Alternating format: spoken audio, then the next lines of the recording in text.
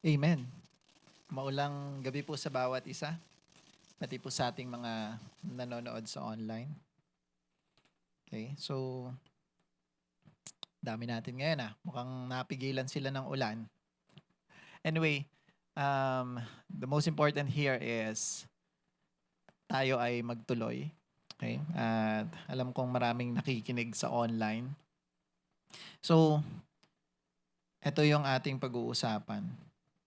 Death is slavery with a nice name. Borrowed money can bring temporary comfort but long-term bondage. Bondage. Okay? So, sana sa mga nakaraang topic ay natuto tayo. At ngayon, pag-usapan naman natin tong pagkakautang. So, sabi diyan sa introduction, every death makes a promise but it also makes a demand. So, ang tanong ko ngayong gabi, sino sa inyo yung may utang? Mali, mali. Sino sa inyo yung walang utang?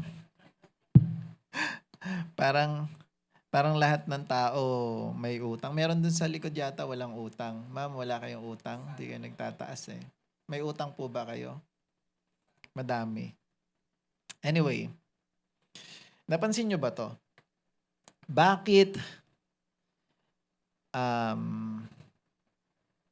ang daming tao na taon-taon mas nagsisipag, siguro lumalaki rin yung kita nila, pero pakiramdam nila, financially trapped pa rin sila? Bakit maraming tao na kakasahod pa lang, okay? Pero parang ubos na agad yung sweldo bago pa matapos yung buwan. Kakasimula pa lang ng araw ng buwan, pagkasahod, parang paubos na yung kita. So, the answer is often one word. What's this? Death. Death. So, yan. Death promises convenience. Hello. Today, death promises a better life today. Death promises immediate gratification today. But after the excitement is over, okay, the payments remain. Hindi naman nawala. Kailangan mo pa rin bayaran yung utang mo. Many people think death gives freedom. Okay? But the Bible teach us the opposite.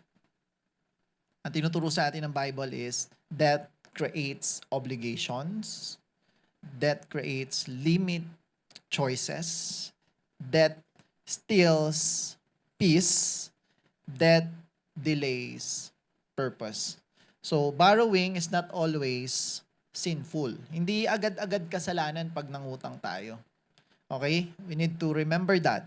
Hindi ko naman sinasabing kasalanan yung pangungutang, pero unnecessary debt, yung hindi makabuluhang pangungutang o yung hindi naman kailangan, okay, often places us under financial bondage. Tayo ay nagiging alipin. Okay? God never intended His children to spend their lives working to pay for yesterday's decision. So, kingdom stewardship teaching us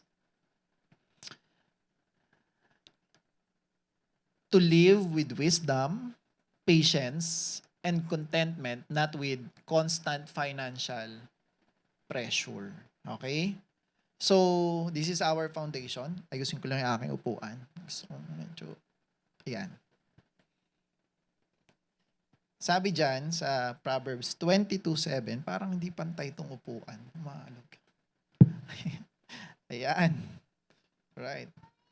Sabi dyan sa Proverbs 22:7, The rich rule over the poor, and the borrower is servant to the lender.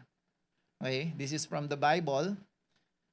The Bible does not say borrowing is automatically sin. But clearly, the Bible teaches us that debt creates servitude. Okay? Ano yun? Pagkaalipin. Tayo ay nagiging alipin. No? Hindi lang nung pinagkakautangan natin, kundi pati nung pera. So, we serve money na. We spend time, we are controlled by money. Yun yung nangyayari dahil sa debt. Okay? So, every debt places part of your future income under someone else's control. Okay. Sabi sa Romans 13:8, let no debt remain outstanding except the continuing debt to love one another, for whoever loves others has fulfilled the law. Okay? Si Paul, nire-remind tayo na wala daw tayo dapat na maging utang hanggat maaari, kundi yung utang na mahalin natin, yung responsibility na mahalin natin yung ating kapwa. Huwag tayo magkaroon ng financial obligation. Okay? So, God desires His people to live responsibly, honoring every financial obligation if you have. So, ibig sabihin, magiging tawag dito, responsible ka pa rin sa naging utang mo while avoiding unnecessary debt.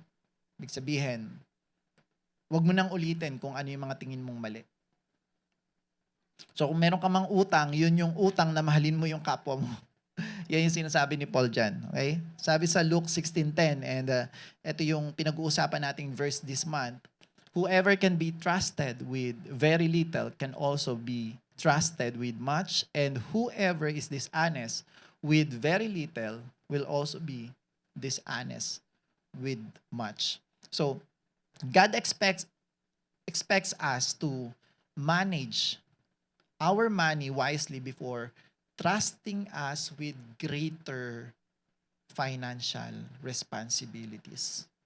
Kasi sometimes, katulad ng topic natin last time, hindi naman dahil hindi broke yung tao dahil maliit yung kita niya, kundi broke siya dahil mababa yung kanyang management or stewardship capacity. Hindi siya good manager, hindi siya good steward. Okay? So,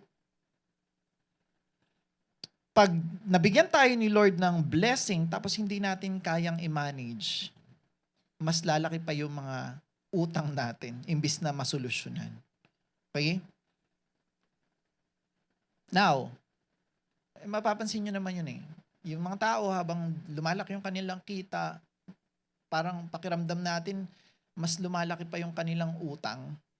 That's why, kailangan natin pag-isipan kasi yun yung karamihang nararanasan. Maging wise tayo na hindi tayo umabot sa ganun. So, debt is usually more than just money problem.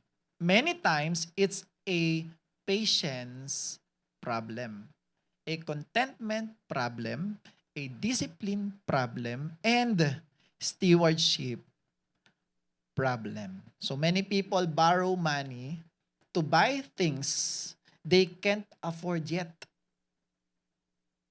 Maraming tao umuutang dahil gusto nila yung isang bagay na hindi pa naman nila afford. Naiintindihan niyo ba yon? Now, instead of waiting, they buy now and pay later.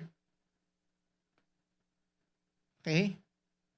The result, before the next paycheck or income even comes, it's already gone.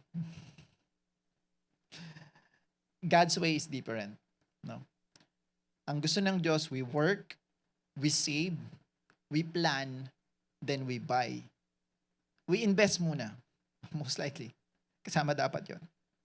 We work, we save, we plan, we invest, then we buy. Huli na yung buy. Okay.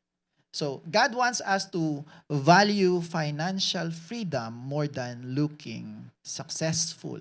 So, sometimes we want to look successful appearance, no? Gusto natin makita ng mga tao na successful tayo. That's why we want cars, we want big house, we want jewelries, we want updated latest cellphone, and show off lang. Pero hindi yun yung gusto ng Diyos. Ang gusto ng Diyos, mas i-value natin yung financial freedom. No? Yung hindi natin iniisip yung iisipin ng ibang tao. Hindi yung masamang bagay na wala ka nang pakialam sa iba, kundi yung bagay na hindi mo sila gustong pakitaan lang to boast. Yun yung ibig kong sabihin dito. Now, this is we have 5 principles. Pasensya na kayo, medyo yung utak ko kasi hindi nagpa-process ng gusto. Medyo masakit yung ulo ko. Parang kumikirot yung may pumipintig. Siguro kulang sa tulog. Pero I hope may matutunan kayo dito. Okay? Principle number 1. Death sacrifices tomorrow for today. So yung utang, hinahayaan tayo nito mag-enjoy. Today, syempre, nakuha natin yung pera. But sooner or later, someone has to pay for it. Sino ba magbabayad nun? Tayo rin naman. So usually, you pay even more because of interest. Maganda lang siguro kung may nagpapautang dito ng walang tubo o jackpot. No? May makakilala akong ganun. May mga friend akong nagpapautang ng walang tubo pagkaibigan. Hindi ko sasabihin pangalan, baka hanapin nyo. Pero ako usually pag kaibigan ko, pag nangutang at alam kong kailangan, tapos kayang magbayad, okay, meron akong requirements, kayang magbayad. Pag hindi kayang magbayad, mahirap yun. Kasi gagawin mo, papasamain mo lang yung loob mo. Okay? So, bigyan mo na lang siya kaysa pautangin mo. Yun, pinaka the best. So, every time you borrow money, you're spending tomorrow's income before tomorrow arrives.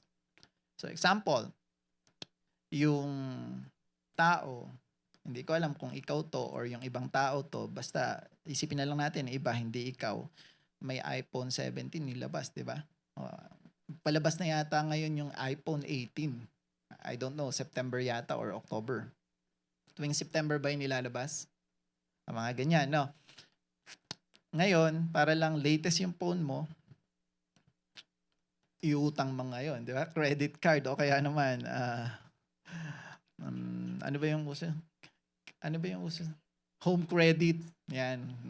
Alam na alam gamit na gamit siguro. Hindi. Sikat yun, di ba?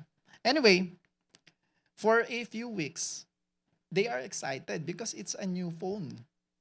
And syempre, ang sarap iyabang nun. Yung sa akin, luma na kasi.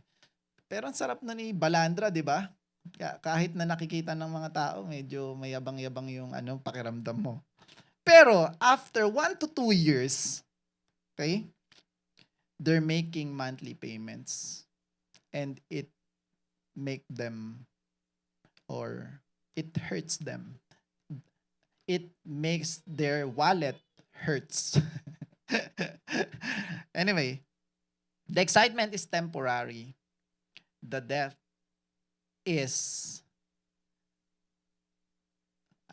last much longer. Okay? So the reality is this. Immediate pleasure often creates long-term pressure. Truth, freedom is worth more than instant gratification. May nag-topic sa atin itong delay gratification, si Sir Kelvin, no? Balikan niyo yung mga video natin. Yung instant gratification kasi yung every time you achieve something or dumating yung pera mo, lagi mo na lang trinitreat yung sarili mo, this is for me, dapat ako dito, deserve ko to, yung mga ganong salita. So, pero sabi diyan, freedom is worth more than instant gratification. Principle number 2. Binibilisan ko lang kasi nasasaktan ako eh. Oo. So kung nasasaktan kayo, bibilisan ko lalo. That limits your ability to follow God.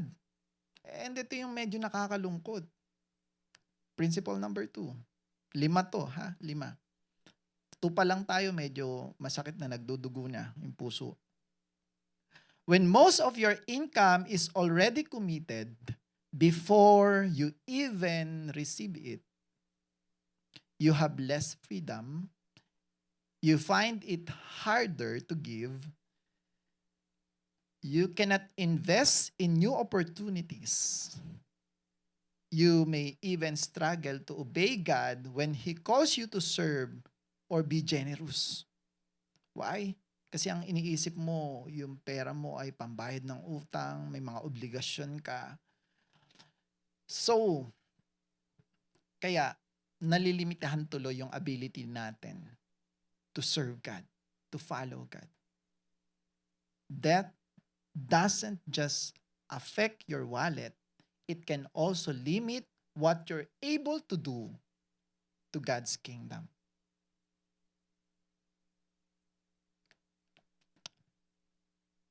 Halimbawa, you want to support the ministry. No? You want to give. You want to give the 10%. That's the tithes. You want to give an offering. You want to give love gift. But every peso is already committed to loan payments. Sometimes kulang pa nga. So paano pa ako magbibigay? And this is now the problem. You want to give generously, you want to help other people, you want to help the pastors, the people who serve full-time, na nakatutok lang sa ministry, pero lahat ng pera na alam mong papasok sa'yo ay nakakommit na para pambayad sa loan na meron ka. Or most likely, baka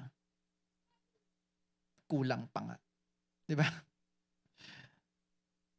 That has become your master. Yung utang na yung dahilan kung ba't ka nagtatrabaho. Isa lang ibig sabihin nun. Yung utang mo ay pera. It means you are serving now the mammoth. Last week, pinag-usapan natin yung you cannot serve two masters. It's either you despise the other and love the other. Or, di ba? Hate the other or love the other. You cannot serve money, both money and God. So you need to choose. That's why that is important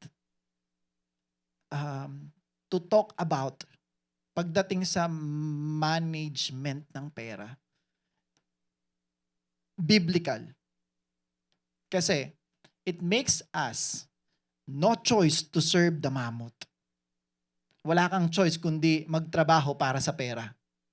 Gagawa ka ng bagay para kumita because naghahabol kang makabayad. Aray ko. Don't worry, katulad ng sabi ko kanina, lahat tayo may utang. Okay? That's why mamaya pag-uusapan naman natin kung ano ba yung mga magagandang utang at ano yung pangit na utang.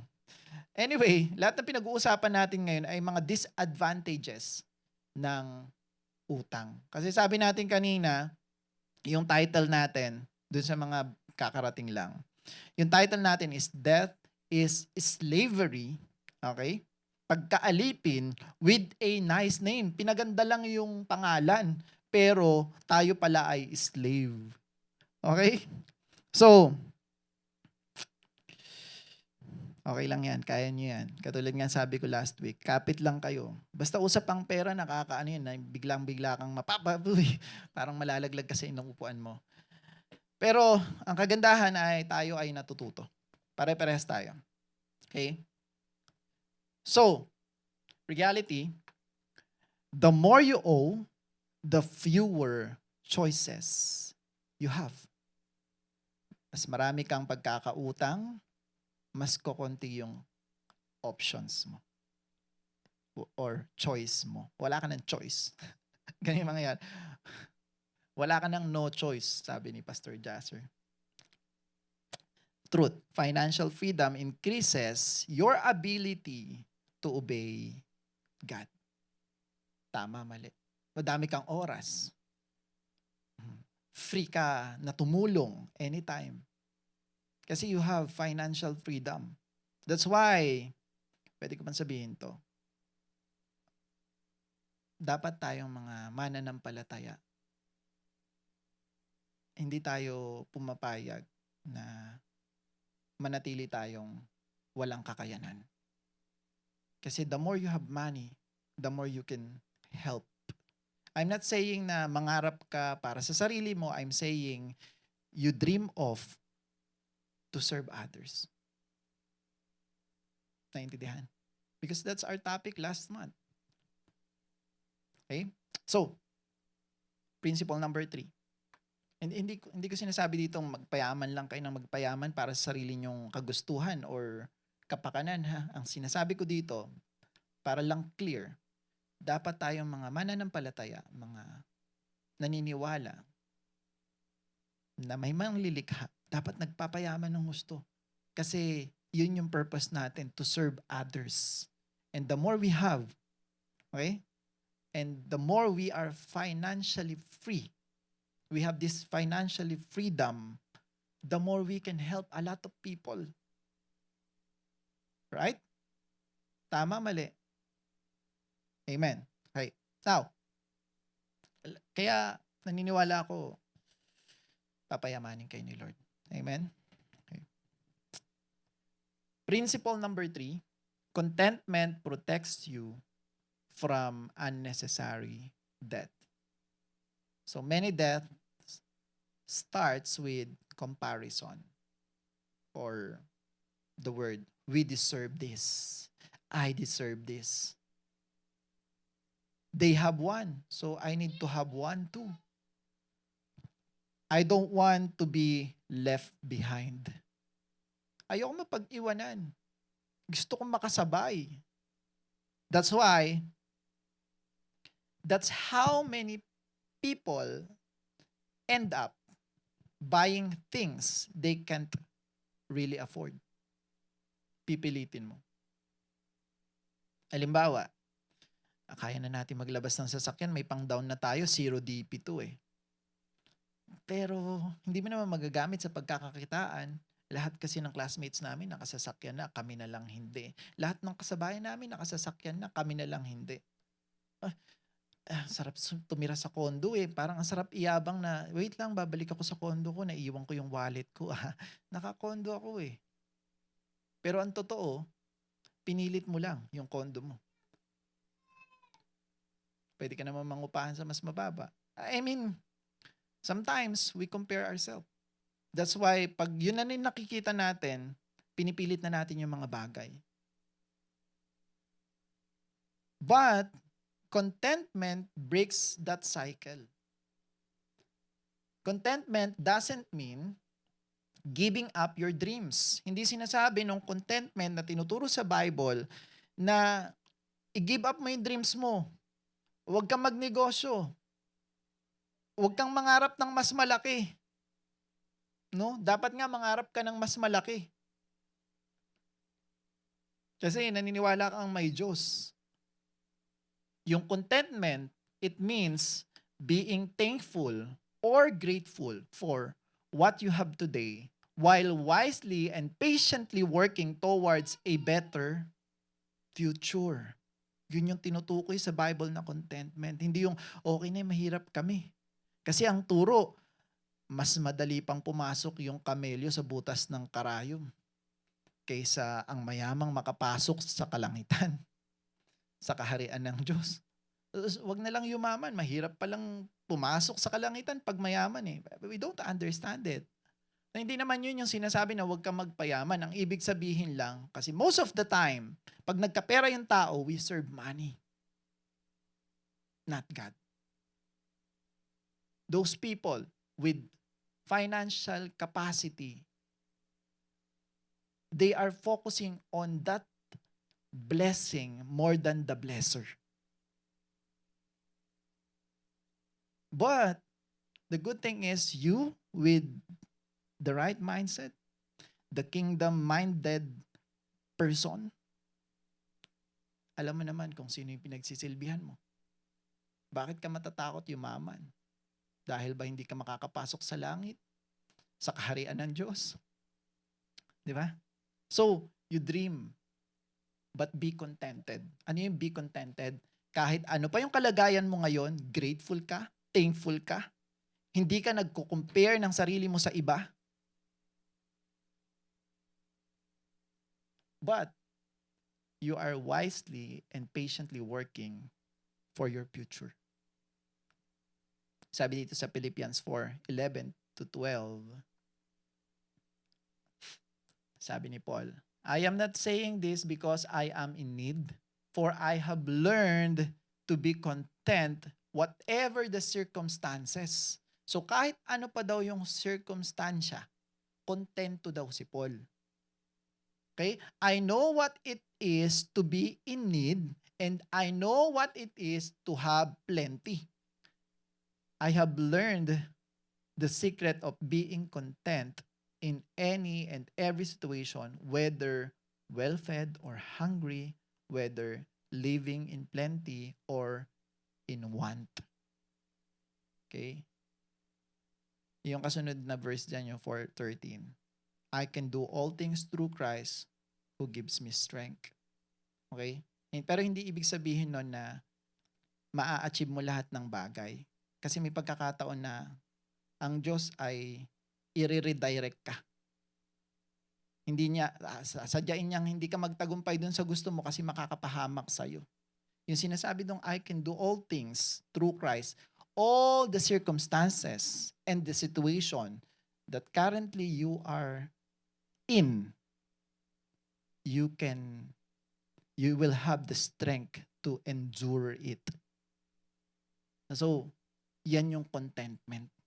Kahit na ano pa yung kalagayan mo, kahit na wala kang pera, kahit na may pera ka, kahit na nahihirapan ka ngayon, kahit na maganda yung kalagayan mo ngayon,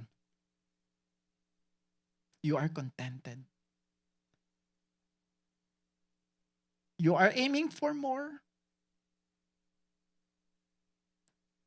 while you are grateful of what you have right now, currently. Kung ano meron ka. Yun yung sinasabi niya ng kontento. Okay? Kasi nga, nagkakamali tayo ng pagkaintindi sometimes dun sa salitang contentment. Na akala natin, huwag ka na masyadong mangarap ng mataas. Okay na yan, kontento na tayo. So I heard a lot of teaching na para bang pinigilan tuloy yung tao na malabas yung potential niya. Kasi natakot na, baka maging dahilan pa ng pagkapahamak niya. Hindi makapasok sa kaharian ng Diyos. Yung kinakatakot nila. Pero ang point is, yung contentment ay pagiging kontento sa kung ano yung meron ka. Pero it doesn't mean na manatili ka lang dyan. Hindi sinabi ng Bible yun. Okay? So, Paul, in this verse, learned to be content in every circumstances. Contentment protects us from making emotional, financial decisions.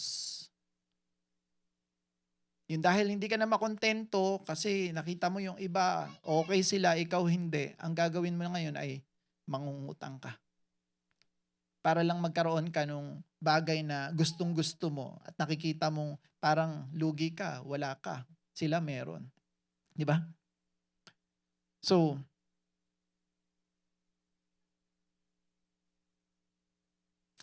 ang pinaka-importante ay you have this peace of mind. Sabi yun, peace of mind is the shield that guards every good decision.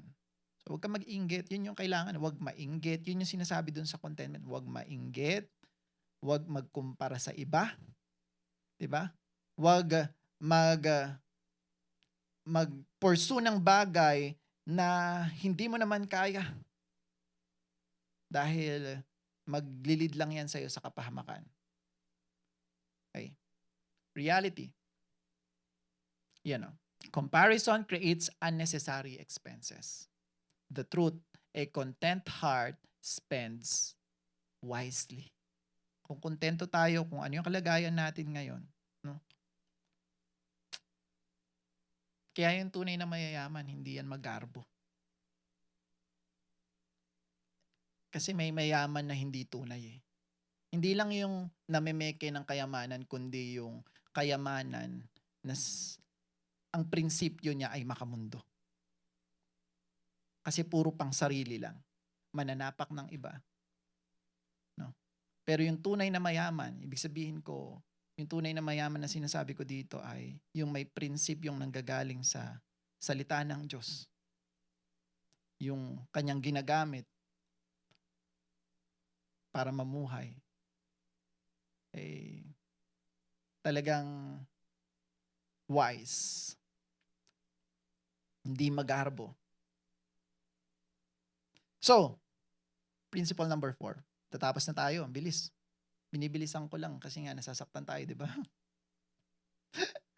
Discipline is the fastest way out of debt. Para makalabas tayo agad sa pagkakautang, disiplina yung kailangan. Okay? So, there is no shortcuts. There is no miracle solution. And there is no instant formula. Getting out of debt happens one good decision at a time. We need to spend less. We need to decide to spend less. We need to decide to pay your debt consistently. Avoid taking on unnecessary new debt. Keep learning how to manage money wisely. Stay disciplined. Small, faithful decisions made consistently lead to lasting financial freedom. Halimbawa, may dalawang tao, no? Parehas yung utang nila. Same amount, 1 million, ganyan. Yung isa, patuloy pa rin siyang umuutang. Okay? Hindi nag-budget, hindi inayos yung financial management niya. Yung isa naman ay huminto na sa pangungutang, pinilit mabayaran yung utang,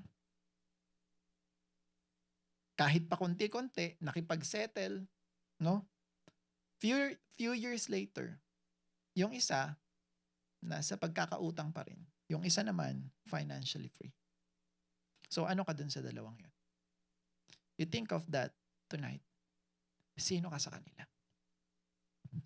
The difference wasn't their income. The difference was the decisions they made. Reality. Freedom is built through daily discipline. Truth. Small, consistent decisions destroy big financial burdens. So let's start small. Kahit pa konti-konti. Subukan mo, magbawas. Tingnan mo saan ka makakatipid. Paano mo ma-spend ng tama yung pera mo para may matira, pambayad ng utang mo at mawala na yung utang mo. Ang goal natin dito ay almost debt-free. Kasi mahirap naman sabihin na debt-free talaga kasi sometimes yung sasakyan natin, inutang lang natin, tapos yung cash na supposedly na ipambibili natin, ginamit natin pang negosyo para may pambayad tayo dun sa sasakyang na hinuhulugan natin. Good decision. Pwede yun. Magandang utang yun, di ba? So you need to think. Principle number 5. Pero kung kuha ka lang ng sasakyan tapos wala ka namang kasiguraduhang pambayad, ang mangyayari dito ay magagahol ka saan ka kukuha ng pambayad monthly. So that's the problem. Okay? Principle number 5. Nanliliit na ako dito. Parang ayoko na. Tuloy ko pa? Ah. Sa mga manonood din dyan sa online, yung mga nanonood sa online. Sana matuto tayo dito. Okay? Part to para tayo ay mas mag-grow, mas mag-scale. Okay? Principle number 5. God wants you to live as a steward, not as slave. Okay? Gusto ng Diyos, mamuhay tayo na bilang steward, hindi slave. Okay?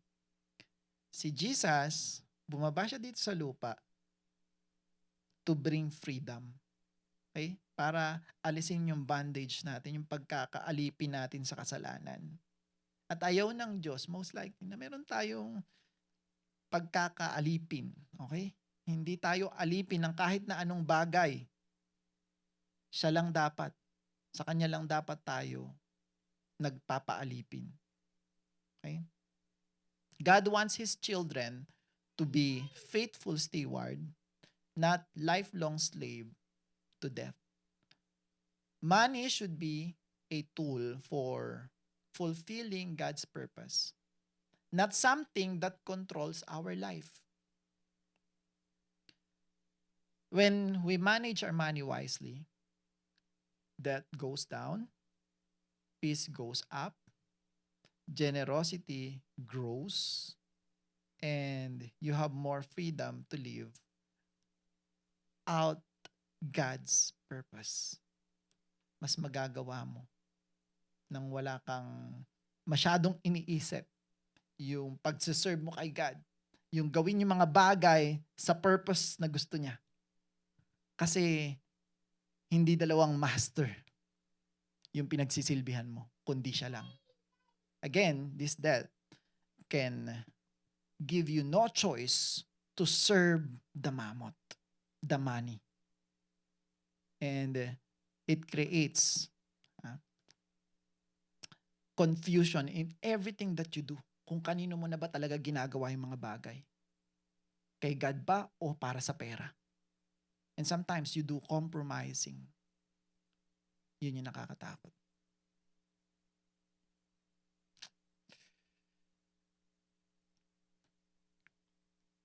Sabi dito, reality, God entrusts more to those who manage well. And the truth, lagi natin naririnig yan simula pa nung unang linggo. The goal is not merely to become debt-free. The goal is to become trustworthy. Okay? Final truth. Debt may bring temporary comfort, but it can also create long-term financial stress.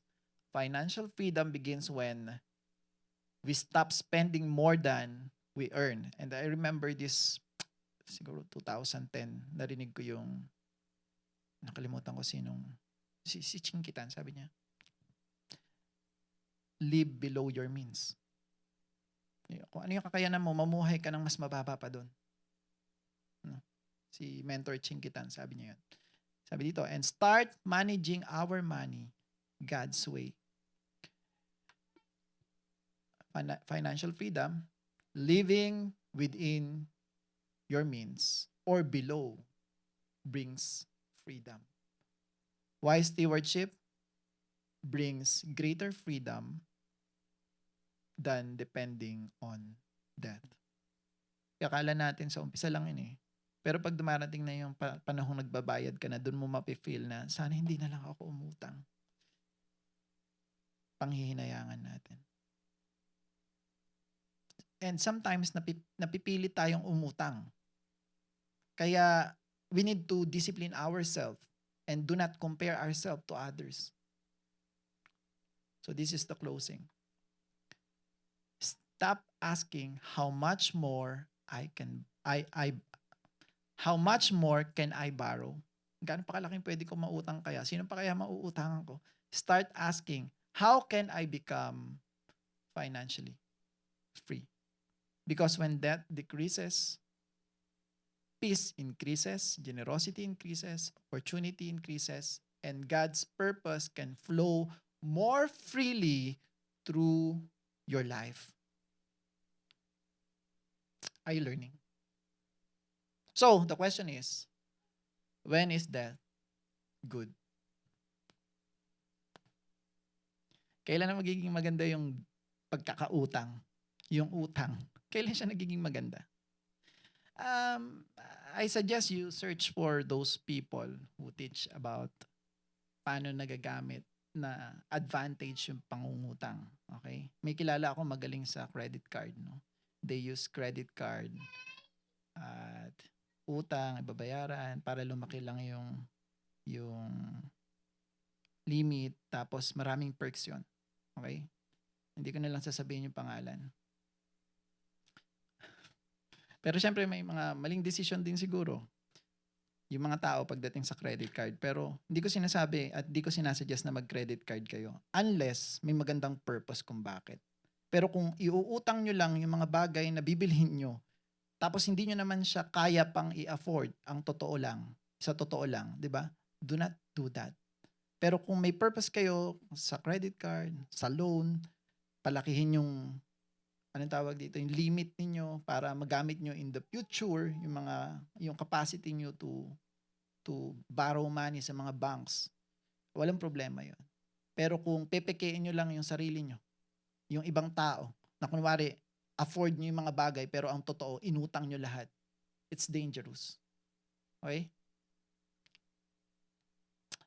Biblical perspective. Death is not always bad. Hindi sinasabi ng Bible, dun sa binasa natin, mamaya pag-aralan pa natin ng konti, may time pa ako, na yung pangungutang ay kasalanan. But it makes us a slave dun sa pinagkakautangan natin. Okay? And sometimes, mako-compromise nga natin yung ating principles na napag-aaralan sa salita ng Diyos kasi nag-work na lang tayo just to pay yung utang. Okay? Nagiging unnecessary obligation na siya eh. Now, the Bible warns us against living in debt, not every instance of borrowing. Huwag tayong umutang ba ng umutang para lang mabuhay. Ibig sabihin, kung wala naman tayong kakayanan, huwag na lang nating gawin muna. May tamang pagkakataon, may tamang panahon. So, sagot dyan, we have this,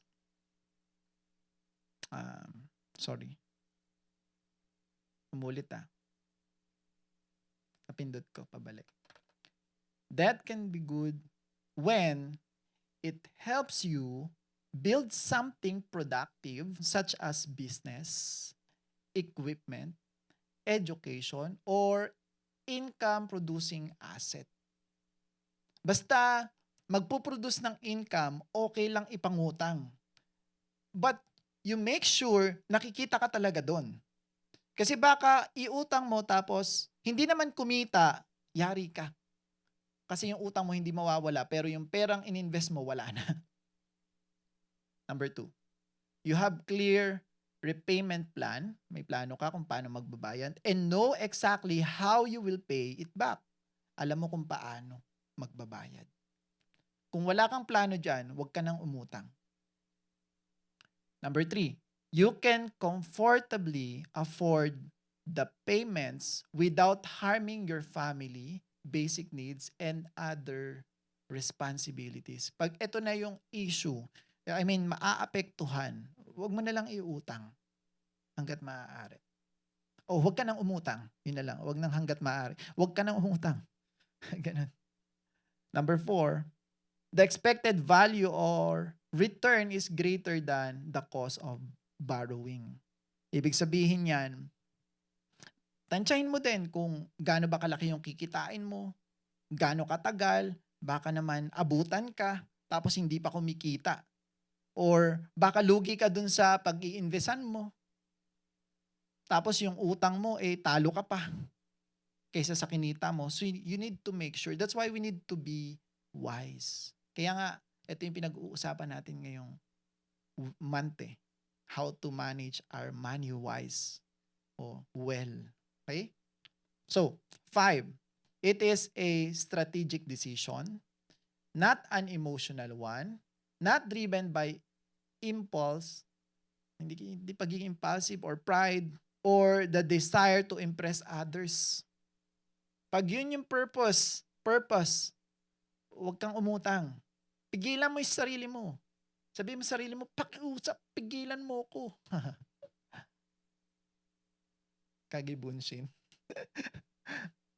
Number 6, it aligns with wise stewardship and helps you fulfill your God-given responsibilities and purpose. So, again, hindi lahat ng utang ay masama at hindi lahat ng utang ay magbabaon sa'yo sa pagkakautang. May mga utang na magpapaganda pa lalo ng financial stability na meron ka. That's why you need to study about that. Kasi hindi na natin matutuko yan dito ngayon. Hindi na natin matatapik, no? Marami naman yan, no? Katulad nung yung may lupa ka, iuutang mo para mapatayo mo yung building doon, tapos papaupahan mo, tapos yung kikitain mo doon, yun yung ipambabayad mo sa utang mo sa bangko, na ang kinolateral mo ay yung lupa, di ba? So, maraming mga ways. Ginagawa yan sa real estate, ano pa, sa pag-avail ng mga product na alam mo mabebenta agad, pero kung alam mo matutulog, wag mong iutang. Ihari ka doon. So, hanggat maaari, ang sinasabi natin dito, pag hindi naman kailangan at makaka-apekto sa mga prinsipyo na meron tayo, okay, wag na lang. Now, sabi dito sa Luke 14:28, suppose one of you wants to build a tower, won't you first sit down and estimate the cost to see if you have enough money to complete it? Okay? So, this verse from Luke teaches us to count the cost before making a commitment. Kasi mapapahiya lang tayo, sabi dyan, pag diniretso natin yung verse. Now, kung utang ka man, at least alam natin kung paano natin babayaran, alam natin saan natin ilalagay yung pera sa tama dapat. Okay? Hindi dun sa bagay na para lang makapag-impress tayo ng mga tao, makapagyabang din tayo, hindi sa ganong paraan. Okay? Again, I'm not against pangungutang. No? Kasi may mga paraan na talaga ngayon paano pakikinabangan yung pangungutang. No? But you need to be wise kung saan mo ba dadalhin yung inutang mo. Proverbs 22:7, sabi dyan, ulitin ko, the rich rule over the poor, and the borrower is slave to the lender. It reminds us this, the borrower is servant to the lender. Kontrolado ka na ng pinagkakautangan mo. Kasi pag may utang ka tapos na-delay ka, pag sinabi niya na pumunta ka sa office ko, pupunta ka. Ha?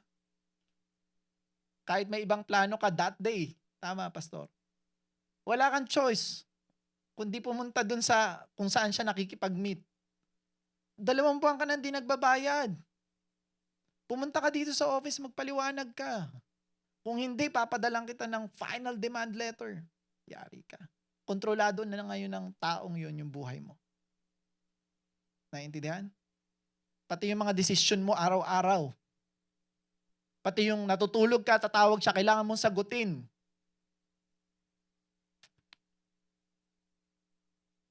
Kingdom principle. Good debt helps create value. Okay? Bad debt pays for a lifestyle you cannot afford. So, borrow wisely, repay faithfully. Let money serve God's purpose, not control your life. Amen? Let's declare this. Basa ba? Kita? Okay, let's declare. 1, 2, 3, go. Today, I declare that I choose financial freedom. I reject unnecessary debt, impulsive spending, and greed. I choose wisdom, contentment, and faithful stewardship.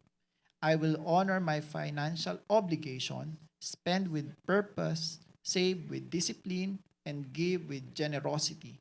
I believe God is teaching me to live in freedom, not in financial slavery. My finances will glorify God, and my future will be marked by wisdom and faithfulness. In Jesus' name, amen. Thank you and God bless. Thank you, Boss K, for that practical and eye-opening message. So, but before we end our, but before we proceed to our next part of our program, are there any questions or additionals for our topic for tonight? Any questions?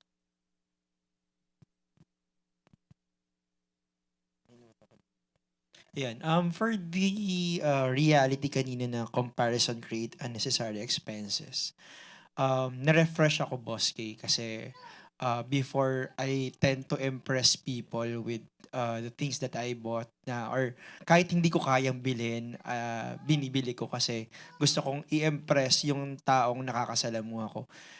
But in the end, ang realization ko for the past years na nangyayari sa akin yun, yung ini-impress ko palang tao, wala din palang pakialam sa mga pinagbibili kong gamit. Yung halimbawa na bumili ako ng ganitong gamit, pinakita ko sa kanya, wala rin pala siyang pakialam.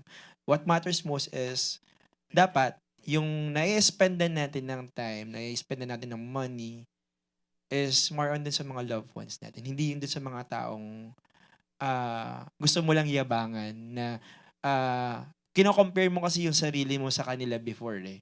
You're comparing your life with someone na sila nakakabili ng ganito. Ako kaya ko din. Basically kaya ko din. Pero yun din eh. Minsan, yung ibang tao, napupunta rin sa pangungutang para sabihin nilang kaya ko din yung ginagawa ninyo. So, na-refresh tayong lahat to not compare yourself with others kasi you have your own sabi nga ng Bini, you have your own karera. Di ba? Yun. So, another realization ko rin, Boss K, yung debt, yes, it can help people, pero kagaya nga ng favorite verse natin na Luke 10:16, if you cannot be trusted with small things, you cannot be trusted with much. Sa simpleng bagay na, oy, pera naman akong 50 pesos. Tapos hindi mo sinuli. 'Di ba? So, dun sa bagay na 'yon, how can you be trusted na pautangin or I mean, to have a debt na sasabihin mo na, gagamitin ko 'to for business, eh, dun pa nga lang sa 50 pesos you cannot be trusted, eh, 'di ba? Pero yung mga taong, kayang magsoli, nababayaran nila ng maayos, they have the discipline to pay that debt. Siguro kapagka nangangailangan na sila to have funds on their own business or on their own purpose, sabi nga ni Boss K, mas ma-elevate mo. Isa pa rin dun sa naalala ko dun sa mga past topics natin, Boss K, na kapag ka nagkaroon ka ng pera at ikaw ay masamang tao, it will magnify na masamang tao ka. Kapag ka ikaw ay mabuting tao at nagkaroon ka ng pera, it will magnify na mabuting tao. Same din with debt. If your debt will be used in good things or for yourself or for your financial freedom, it's not a bad debt. It's gonna be a good debt. Pero if you will use those debt into bad things or yung personality mo talaga ay hindi marunong humawak or hindi disciplined to use money, mas mababaon ka talaga. So, those three things, Boss K, for the past months na nag-a-attend ako, I was refreshed about that na nagagawa ko na pala na maiwas yung sarili ko on that person before na nangyayari sa amin na ang dami ng changes na idulot sa amin itong mga seminars. Thank you, Boss K. Ayan. Anyone? Mag-share? Ako po, mag-share lang ako konti. Naalala ko lang talaga yung verse na to. Sobrang, actually, I want to support yung point po kanina. Actually, title pa lang. Ah, yung utang kasi talaga hindi lang siya basta utang lang eh. Kumbaga it's a deeper thing. Kasi if you're gonna notice, pag meron kang utang talaga, totoo yung sinabi ni Boss Kay kanina na kapag ka meron kang utang, parang limitado yung galaw mo, limitado yung mga supposedly mga decisions na gagawin mo na magaganda dahil nakatali ka sa isang obligation. So, I remember, sabi ko rin dati sa sarili ko, I will live below my means. But then again, it doesn't mean na sinabi mo yun once in your life, talagang along the way, mapufulfill mo yan. So you need to be vigilant when that time comes because if you're gonna see, kapag nagkaroon ka ng bad debt, it takes away yung purpose eh. Kumbaga parang kinokorrupt niya yung purpose mo or nawawalan ka ng chance na magawa mo yung, maserve mo yung purpose na binigay sa'yo ni Lord. And at some point, kung titingnan din natin mabuti in the life of a normal Filipino, lalo na pag nangangailangan sila ng pera, they tend to really borrow money.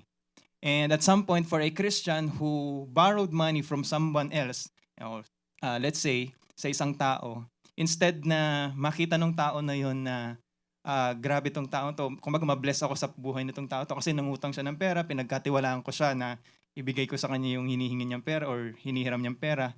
And at some point, talagang naging faithful din siya sa pagbabalik nun sa akin.